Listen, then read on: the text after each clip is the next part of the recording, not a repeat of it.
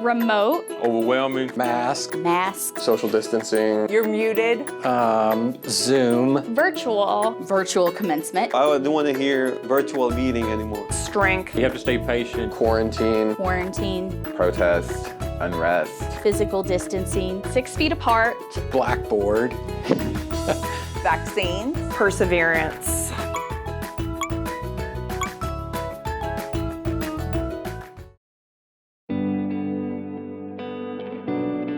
We knew that we had to make a decision that we never wanted to make, and we had to postpone commencement.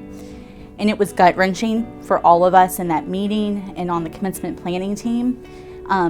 But that probably pales in comparison to what it did for our students and their families. And that's what made the decision so hard. I was planning for a conference, an event that we were hosting for orientation as part of my internship. And we were supposed to have the event in March, and we had to cancel it a week out. So I remember distinctly that feeling of dread and just feeling really disappointed. When they sent us home for, oh, you're gonna work from home for a little bit, I definitely didn't think it would be very long, but there was so much uncertainty, and that is what scared me a lot. I seriously cried every day for at least the first week, probably for the first 2 weeks, just because I didn't know what was going on, and for me, that was really hard to deal with. I was directing Milk Like Sugar by Kirsten Greenidge, a show that I was really excited about to bring to this community that really forefronts young women of color, particularly young Black women of color. And so it was an awesome ensemble, student designers as well. And this is the last show in the season, so we got all the way up to our designers run, our full run through, and it's like right before spring break. So, and as we all know, that is, the week that the world stood still. I primarily teach first-year medical and dental students anatomy, and it's a very visual, very hands-on topic in the way that we have always taught it.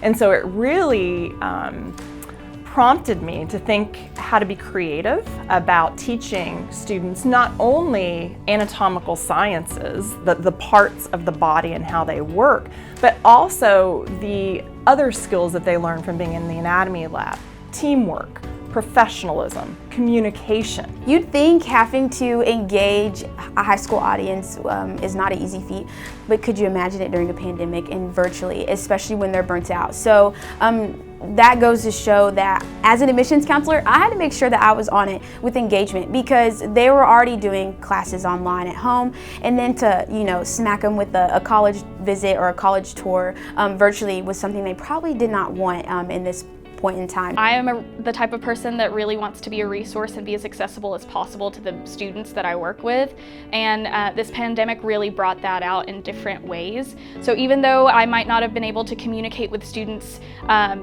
person to person, it was still kind of face to face, even though it might be looking at each other's faces over Zoom or Teams. I hope that we can continue to incorporate hybrid events and virtual events when they're appropriate, because for us it has given us the opportunity to connect with alumni in ways that we may not have been able to. In the theater arts department, one way we responded was, how do we use these technologies that we do have access to, maybe that we didn't rely on previously, but now we are having to rely on. Also doing some questioning of how do we make theater, how do we make art? What I saw in the fall from my medical students was great resilience. I saw them buy in to the new curriculum that we proposed. I was very transparent with them as to what guided my decision making, which was their safety, their learning, as well as the safety of the faculty that work so closely with them. The key here is teamwork,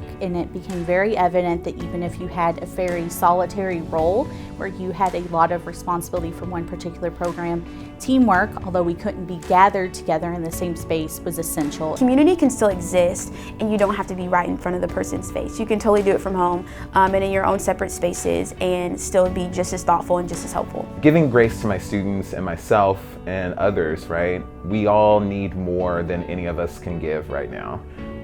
And so in that, being mindful of it's okay, and to take care of each other, right?